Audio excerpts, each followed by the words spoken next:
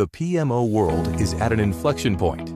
AI is reshaping how work gets managed. Microsoft is rewriting the platform rulebook, and the organizations that get this right will pull away from those that don't. The Frontier PMO is the podcast for project and work management leaders who want to be on the right side of that line. Hosted by Mike Taylor and Tad Haas, two of the sharpest minds in Microsoft work management.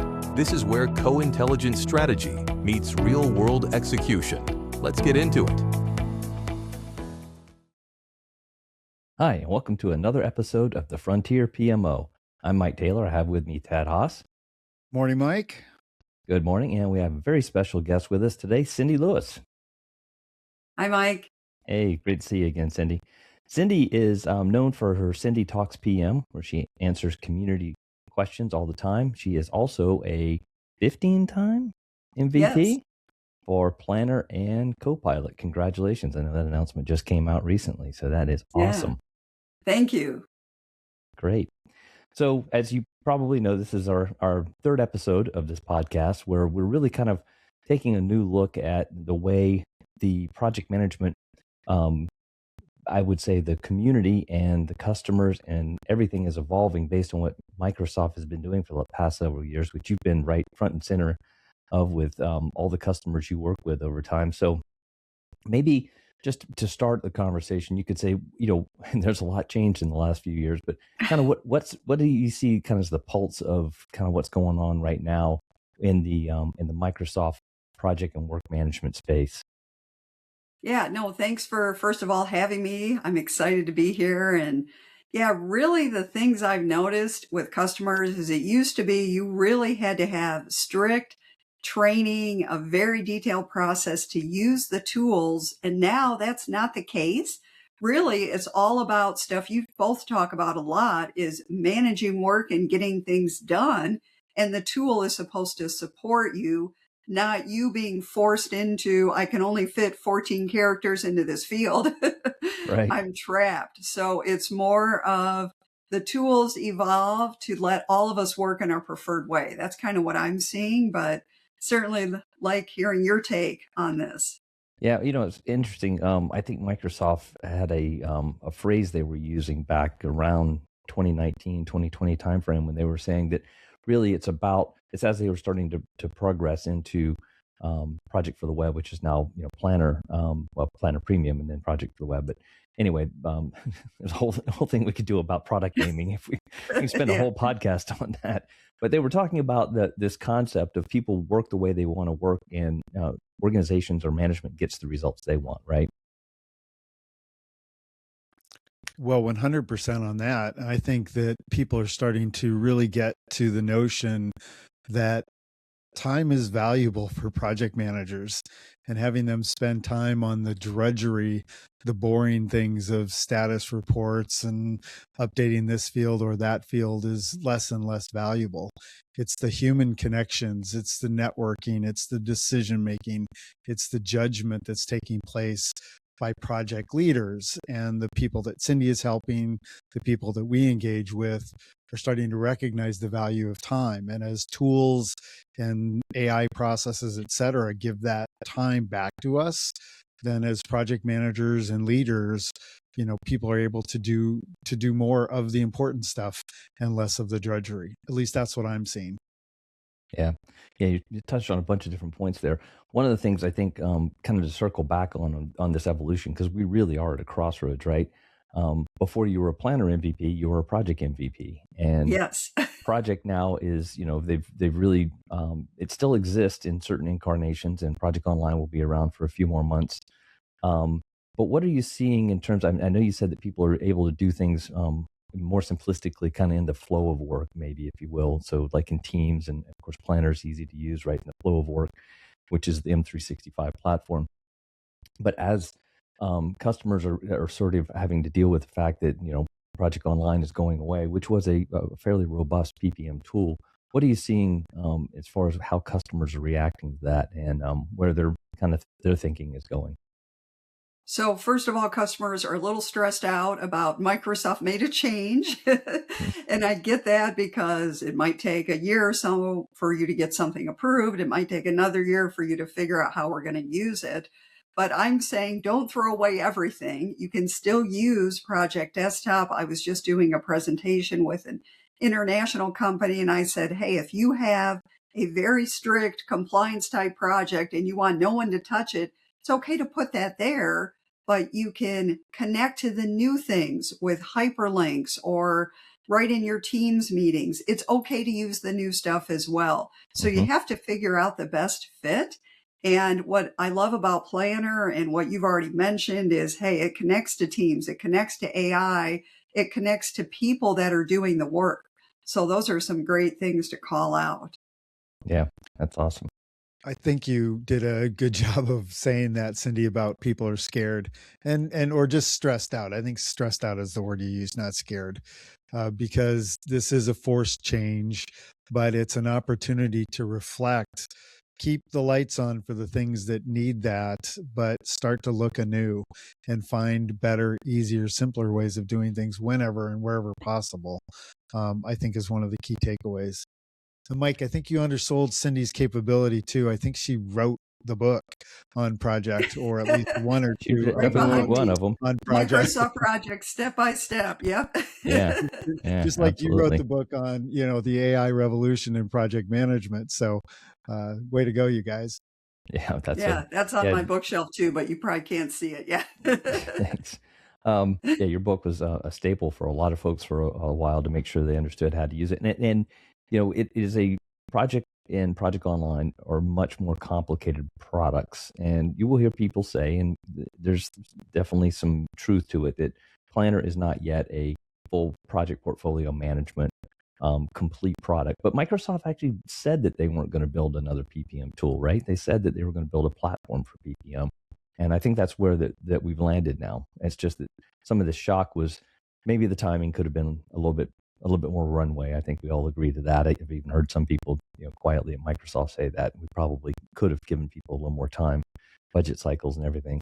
But it is a change, and there are differences now in some of those needs that were there in Project Online are still around, like you said, on desktop, but they're also still around in a cloud infrastructure kind of setting where you have a lot of people working together, right?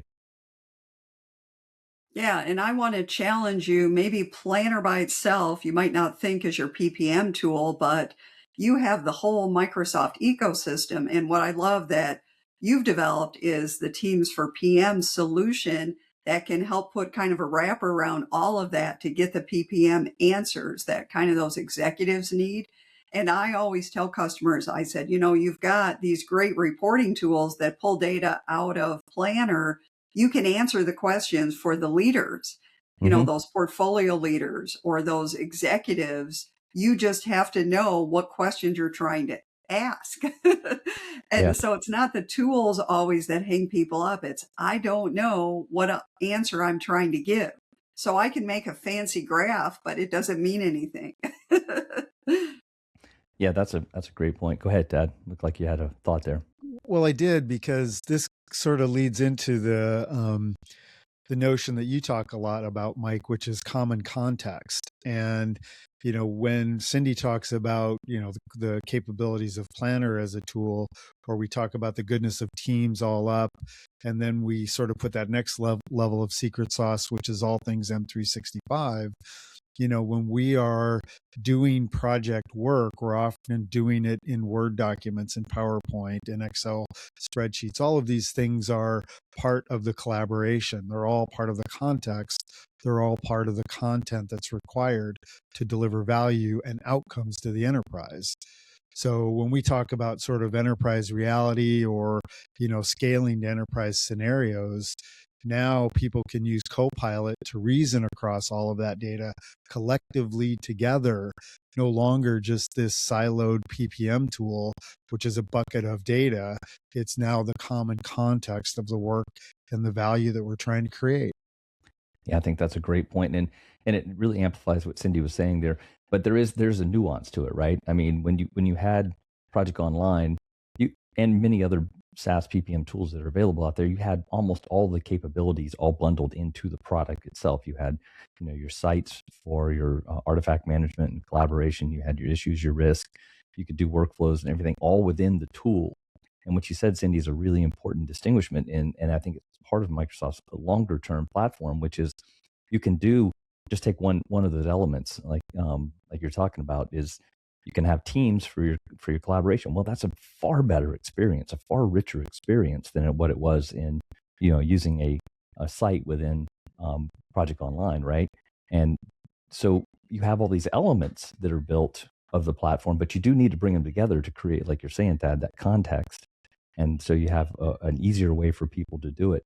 And that's where I think a lot of people get lost. They're comparing, in many ways, apples to oranges, right? When they're thinking about a traditional PPM solution and now doing PPM on the platform. So I'm curious, Cindy, when you are meeting with companies, large and small, do you see a difference in the stressors? Are small and medium-sized companies worried about one thing and taking one approach, and big enterprises are worried about something else? That's an interesting question. The small businesses, it seems to me it's more day to day. We have to be able to pay our bills next month. We have to worry about cash flow, make the current customer happy. Big companies are looking at maybe longer term, thinking farther into the future. And they might have the ability to also say, hey, we can build the right solution. Where a small business is looking for a little quicker wins, I've kind of seen. But you're going to laugh. I just thought of this story not that long ago. So my aunt and uncle love to buy new cars. They're not very tech savvy. And it kind of made me think about AI. They buy this great new car and they don't realize they have GPS built in. They have this self-driving mode. They actually bought a separate GPS system. And I'm kind of laughing, going, what are customers? Some customers are doing the same thing. They have AI or something integrated into Planner, and yet they bought another tool. So that's something all three of us can help customers with, is saying you already have the tools and the power. You're just sitting in a car and not using all the stuff around you. Right. Yeah. And that's a winning analogy. I love that. That's awesome. It's a great segue into kind of the concept of tool proliferation, though, which I think, I know Tad and I have talked a lot about it, and we have a pretty deep-seated and deep-rooted belief that part of the problem that organizations, especially large organizations, have is the proliferation of tools. They've bought so many tools, they've bought different tools to do different things, and a lot of those capabilities are repeated in every one of those tools that you're buying, right? So you're paying for it again. And if people are having to go to one tool to do one thing and another somewhere else, then that context switching is going on all the time. So I'm curious, do you see that a lot within your customers' tool, where there's just like a proliferation of tools, and things like Excel become the least common denominator to aggregate information and things? Yeah, that happens a ton. And some of it is, hey, this new manager was hired for this department. They know tool X, so they made everybody in the team use tool X, even though the company standard is over here with tool Y. So that's one problem. It's also legacy. We've got this accounting system that plugs into this third party. We don't want to break that, so let's leave it running. And no one thinks about that's costing us money because we have to pay people to manage that other system. Is there any better way to put a big wrapper around it or better integrate to get more current, even if we have to keep one or two legacy tools? And I think you both have struggled or had clients with these issues. I don't know how you've solved it. Yeah. Well, part of it's unification. You start to talk about unification on the platform. And we do talk about that quite a bit, Tad, right? We talk about with folks that you've already bought this platform. This platform, at any particular piece that you might be doing in PPM, that you might see a tool like Planner might not completely do everything you need, like common workspaces, right? You can use Teams for that, and you can create a governed workspace for that. If you have reporting, you can use Power BI or other kinds of ways. If you have workflow, you can use Power Automate and the Power Platform to do those capabilities. All of those are tier one capabilities that many customers have the capability within their organization, or there's a plethora of partners who can solve those issues with those technology because they're very ubiquitous. They're out in the industry, right? And it's easier to solve with something you already have. And everybody's got to solve for those problems, right? Even the smallest of business, I bet you see all the time, Cindy, that they have some bespoke processes and stuff they need to do, right? Absolutely. But I haven't heard from Ted in a short while. Go ahead, Ted, go ahead, jump in with some of your thoughts. I'm sure he's got something here. Well, as Mike knows, I've usually always got something on my mind. We were talking a little bit about Planner, and not to really make this too product focused, but as an MVP around Planner, you're spending all day and every day working with these tools and supporting companies. I was having a conversation with a pretty senior PMO leader last week, and the conversation came around baselining. And so people wanted to ask about, well, can I do X number of baselines in Planner? It's like, well, yes, you can do a baseline in Planner, but and maybe that's not exactly how you used to do it in Project Online, but have you looked at the task history capability that's inside of Planner that's going to show you which person made which change when and everything else? Which was never there in Project, right? You couldn't do that. Yeah, it's better. So, we need to look and be ready to adjust. So, that's kind of my thinking on that. I agree. I actually just answered that question for a customer. They're like, I need another baseline. And task history had what they needed even better. And It does show even external parties, what the external parties have done if you've given access to vendors or suppliers. So that was a huge win. You can audit what other people are doing. Right. Well, right. It's great that you bring that up about third parties and external connections, because those become more and more important. We're seeing with a lot of our customers that projects are now co-collaborations between multiple parties, and that ability to share and use things like Entra ID or real security driven by groups and teams and everything else through the collaboration is better and more than just sort of project management access level stuff. So good catch. Yes, we've talked about a little bit about the disaggregation of tools that have happened over the years, and it's happened very subtly. Somebody would go buy this one tool, like you said, Cindy, to solve this one problem. Somebody would buy this, somebody would go build this solution. And I think you're seeing a lot of folks think very seriously about reaggregation of their project and work management on the M365 platform, because that's where the context lives, where people are doing their work anyway. But I think there's another element to it, and I'm going to go on your other part of your MVP, the Copilot piece, for a second. I think the context and having the data and in the right locations and easily accessible becomes a huge piece of what you're doing with customers and helping them, advance, start to really dig into what you can do with AI, right? Yeah, and I actually just attended a user group where they brought that issue up.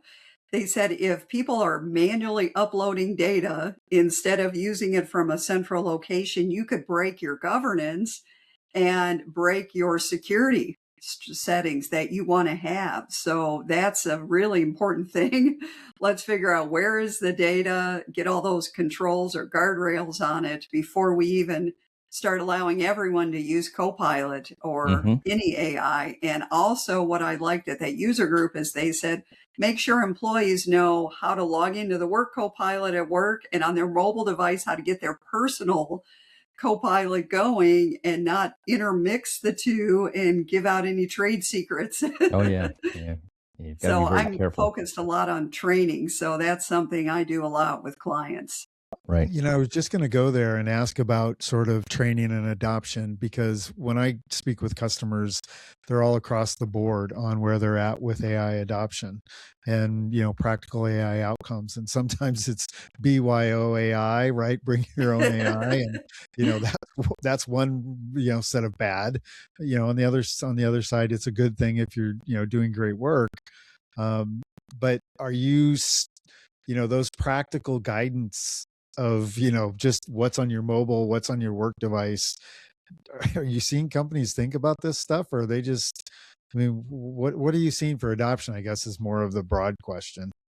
Yeah, you might laugh. They're like, here, you have Copilot, good luck, it'll help you. And people are like, how does it help me?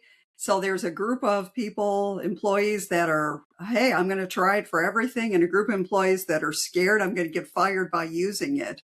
And unless you actually train them on specific examples, here's every day 10 things you can do to make your life better, they're afraid or maybe going about it the wrong way. So you have to really dive into a real work situation, show them how it works, and even do off to the side a personal situation. What can you do? Plan your company outing at work, but plan your family picnic. you Mhm. know, Yep, absolutely. Do you have a follow-up question there, Ted? I don't know. I was sort of taking that all in about the employees being scared to use, right? Because they don't want to do the wrong thing. You know, we're now at a kind of an inflection point where that's a different feeling than, you know, I've got a new tool that I should use, you know, the company wants me to use it, et cetera, versus I'm afraid to use it because I might do the wrong thing. At which point that's a different emotion and human interaction we've got to deal with that I can't think that we've had to spend a lot of time with in the technology world in the past. Yeah, and we see customers definitely, and it seems to happen as you get into larger customers. At least what we've seen. I'm not sure about you, Cindy, but the apprehension, the larger the customer, the more the Mhm. apprehension. They've got more data. They've got many cases. These are publicly traded organizations, or they have compliance, in health and life sciences, or FinServ, financial services, or government. There's all kinds of things that come into it. So they're much more reticent to embrace even the most basic AI stuff. Almost everyone's doing something with it, right? I think you find, like you said, bring your own AI and everything else. But I wanted to bounce a concept from you. You may have heard us talk about this, but one of the foundational elements that we kind of think about in the framework of the Frontier PMO is that there's kind of three levels, almost like project management maturity. Um, and this is kind of the way we base this based on what Microsoft was saying in the Frontier firm, which is obviously huge. And I think they've got 5 levels. We try to consolidate it down into 3, but we really came up with the first level is kind of the assistant, AI assistant kind of level, which is what you're talking about, where people are saying, can I get some meeting notes and can I do some of these, basic things, maybe writing personal agents for productivity and co-work or things like that. The second level is AI augment, and that's where we're really getting into whether it's in-app AI assist, AI is doing things within an app that's more at a department level, like a project management office, PMO, or you're actually creating data and using agents to help do some of that orchestration of work. The third level, which I think is the level that a lot of people aspire to go to, and sometimes I think people are sort of trying to skip to the end. I hear people going out and trying to write agent farms and everything else, but that's autonomous AI.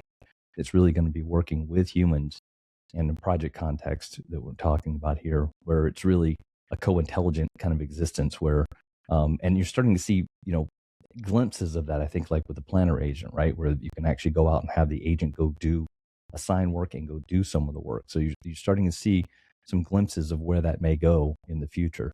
But what do you think of those kind of those basic? Is that kind of mirror what you're seeing in the customer space?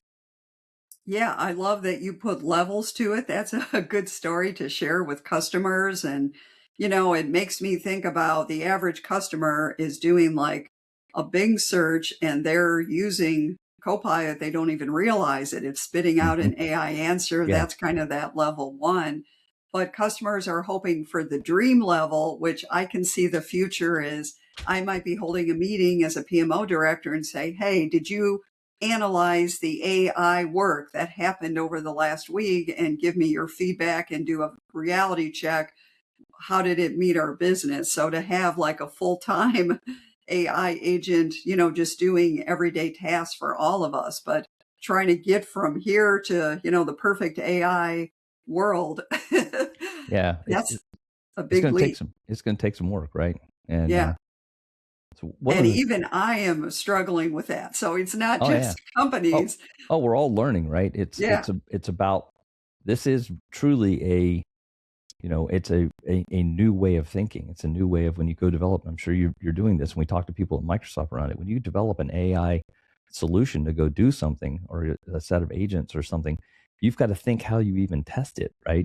Now, the security and data mining and everything is important, but also are you getting reliable output out of it? Because it's not like traditional algorithmic programming where the test is you run it 100 times and it gives you the same answer if it's the same input. That's not necessarily going to happen with AI. So what Mhm. is an acceptable range of answers? What are acceptable outputs and things that it's going to come up and reason over and give you, so that you now have confidence that you can continue to lean on it more and more. And it's okay to challenge, just like you challenge a human answer, you can challenge AI. I Hmm. was asking for something simple, a price, and I'm like, I went to that store and that wasn't the real price. And I said, AI, you had this wrong for my market. And it said, oh, thank you I will learn from that. Right, right, right. It's okay to challenge. And too many people think what they read from the AI output is absolutely right for your situation. And it isn't always right. You still have to do that human. Is this right for our business, our strategic direction, and so on? And, some people are relying too much, even for them personally. Should I make this health decision based on what AI said, as an example? Yeah, yeah, absolutely. And the problem there is you don't necessarily, AI is great at giving very convincing answers when you're in there doing Gen AI and asking and Mhm. prompting and everything. And what you really have to, when you get past, the basic like assistant area, even in the assistant area, you got to verify what it says.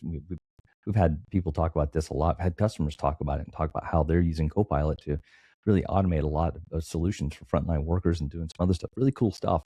But they're also saying that you still own the work. You own that output. That's yours.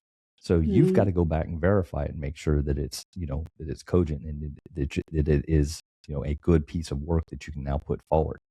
So that's a very important piece of it. And then when you get into the automation components, then it becomes more. I think you have to make sure you understand how AI is reasoning. And Microsoft, I don't know if you were able to attend, but they had MCAPS and then they had the partner FY27 kickoff yesterday. And some of the stuff they're talking about is like with Agent 365 and Purview and other things, being able to understand what are the agents and reasoning over and how are they doing it, so that you can then say, okay, now we have confidence that AI is giving us a good solution because we understand what it's doing. And that's the big thing a lot of people don't know. When you're out there just, querying, like you said, Gemini or Google, which uses Gemini, it's pulling from all the stuff on the internet. You don't know what all it's reasoning over to give you an answer. Well, we've certainly seen garbage results on the internet. Oh yeah, no doubt. So I find two practices that A, we see, and B, I try to use, which is always grounding everything. That's part of that common context. When you are Mhm. in a company and when you're using company authorized AI tools, then they are grounded, hopefully, and well grounded in the context of your business. They are secured in the context of your business, your org structure, and the thing like that that's going on. And, we're all lucky enough to be partners in the Microsoft world, such that, there's a trust level there for us and for our customers.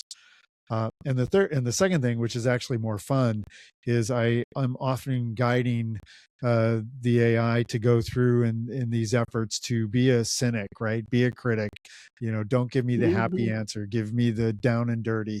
And using even simple phrases like that sometimes will definitely change the response in the way that we engage. And having tools understand that we don't want the bright shiny object, we want the true picture in reality.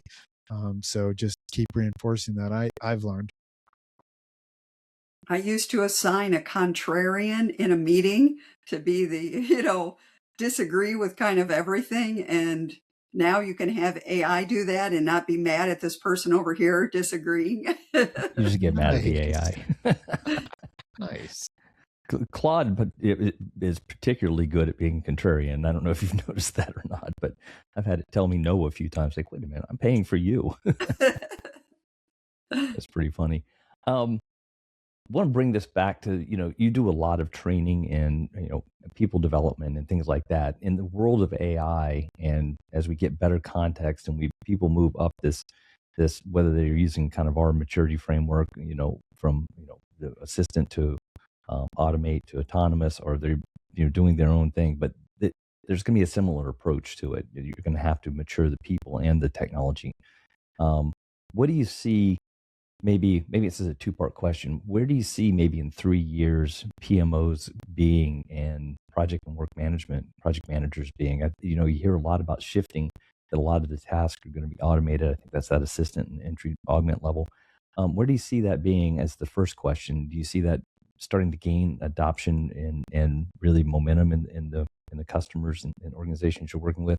And the second piece is, how do you see that the people reacting to it? Because now it's going to be more people working with AI, not just prompting and stuff, but actually working with it and building processes and new ways of work. So how do you see those things maturing in your futuristic vision of maybe 3 years out? Because 3 years is a long time in in Yeah. the world of AI today.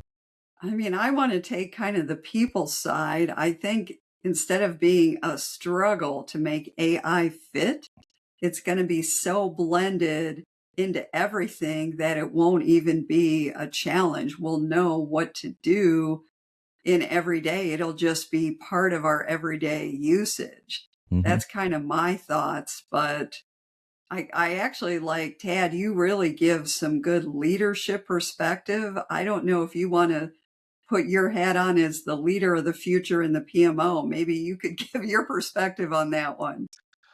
Oh, I don't know that my point of view is any better or different, but I love your optimism and I agree with it.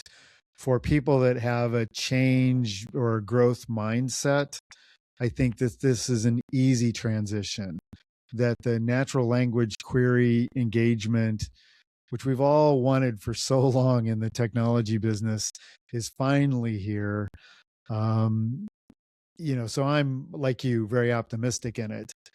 I am finding that there are plenty of leaders, chief transformation officers, CIOs, PMO directors that are very forward thinking and want to be moving faster on this.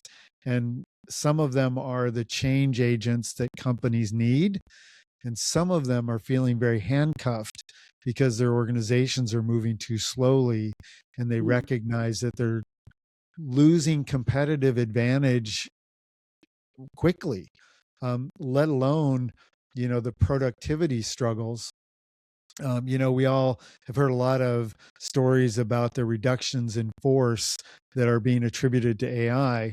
Well, guess what's starting to come back into the feeds now is employees are being rehired because while the AIs are really good at doing some very rote things, you need leadership, you need judgment, you need empathy, you need human decision making and connection to advance mhm. business and to drive towards outcomes. And if leaders think maturely in that way, it's just another hammer in the bag. How do I use this tool to make my people better and drive the outcomes that we're looking for? Then, this is a beautiful opportunity for leaders to lead in a very transformational way. Thank you, Tad. Yeah, the leader of the future is going to have all the answers right there and not have to have a development team build that whole dashboard every week to give them the answers. I see them being able to make quick decisions, real time data, and then go to the people to say, tell me the story behind this trend that I don't understand, that I have to drive my business in a new way. But yeah, thanks, Tad. Yeah. Yeah, So it's, go ahead, Dan. go ahead, Mike. I was just going to say that, but what you guys are hitting on is also a reskilling or upskilling opportunity for folks, right? Because what you just said, I think it was Gartner 2 years ago, may have been IDC, I can't remember, but they said that, pretty sure it was Gartner, that by 2030, 80% of the project management tasks would be automated by AI. At the same time, PMI had a post that said by 2030, there's going to be like 22 million or 30 million new project management jobs. And those two don't seem to be, not coherent, right? I mean, you're saying it's going to automate a lot, which is a lot of what project managers do today, but there's going to be more jobs. What that tells me, I think, is, and what you're saying is that the nature of the job is going to change. I agree. And Mike, that's good stuff to point out. A little trivia. I was actually teaching an MBA class around 2019 or so when that Gartner statistic came out. No one in the room thought that it was going to be realistic at all. And fast forward a few years, and now everyone agrees that Mm-hmm. yes, that Yeah. is a realistic statistic. Yeah. But it's also encouraging because there's other newer things that are showing exactly what you're talking about, Tad, where you've got the the kind of the AI. If you go over time, AI is maybe taking away a few jobs here and there, but they're saying it's going to cross over and actually create more jobs in the future because everyone will be empowered, like you were saying, Cindy, to have everything at their fingertips. So now that will become much more of an important skill when we figure out all the things. I mean, AI can generate code all day long on Sunday, right? But can it make human decisions around what should you be doing and how do you adjust to these things and the other humans that are involved? So I think it's going to be, it's a very, it's a bright future, I think, for the project management community and industry. And PMI just came out with a project management standard in June, so which is 275 pages. around AI. Oh, it's all around AI. It's the standard for AI. Yep. For PMI. That was one of the posts I made on LinkedIn recently was about that and how the AI standard from PMI is really, honoring this notion or setting the table for customers to recognize the value of common context, recognizing the value of using the platform for PPM. And so I think it's gotten a lot of traction and some good feedback from people. So I think that there's a ton there. Yeah, absolutely. Good reminder, Mike, about that. Yeah, I forgot about that. Yeah, if you don't have anything else to put under your pillow at night, and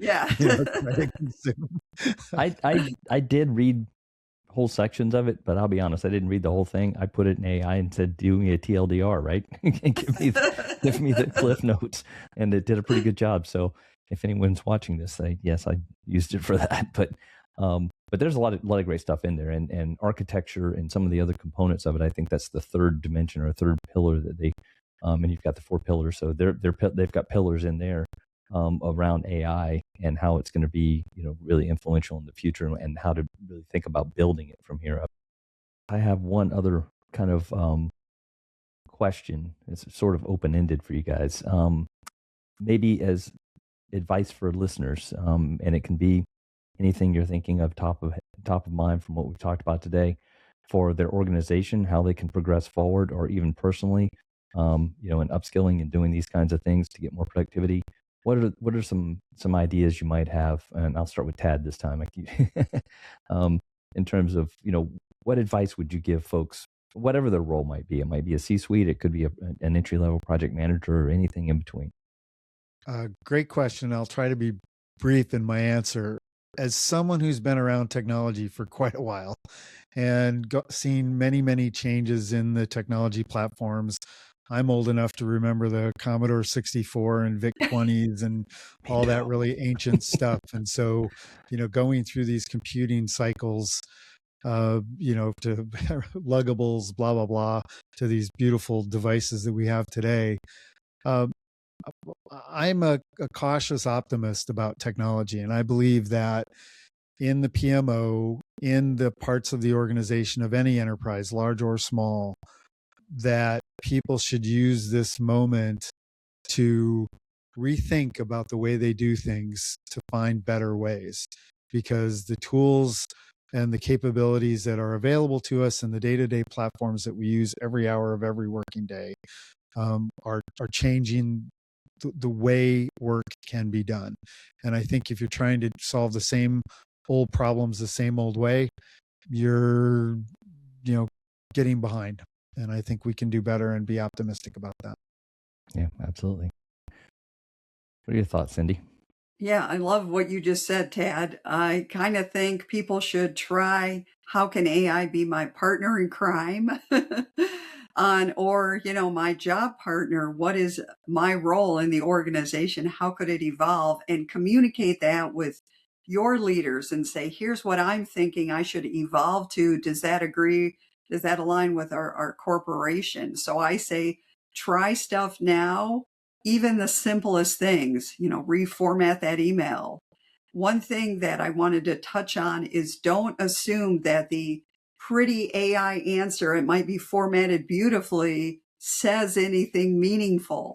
That is something I have to teach people to do. Read the results. Yes. And you'll be amazed at how many people go, oh, I didn't even know that's what it said.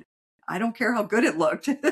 That human is still needed. And you can really test your colleagues on that. Pass out some beautiful AI output document with weird stuff in it and see if anybody catches it. Mm-hmm. Yeah, no, that's a very good point. That could be the new office game. Yeah. You can send out the most disturbing email and see how long it takes people to catch it. And one of our customers even said that there was a particular thing that one of their employees did, and it had output, and it was, if it had been interpreted incorrectly, it could have been something. It could have been a litigation issue. So he's like, you've really got to make sure you read this because you're responsible for that output, because nobody's going to come sue AI. They're going to sue us and you. So you've got to be you do have to be careful there. It's a cautious approach to it, but understand what you're doing, understand what the technology is doing. I have a slightly not to scare everybody, but I have a little bit different perspective, more addressed at the leadership if anyone's listening to this, it's in a leadership role, C-suite, director, PMO, director of planning or operations that does a lot of project work. One of the things that we're seeing is, we kind of touched on this earlier, is there's a reluctance, especially as you get to large organizations, to embrace AI. So what people are doing, and it makes perfect sense, is they're taking kind of an IT-centric approach around it, a platform-centric approach. They're going and they're making sure they've got the data as well as they can, the data right.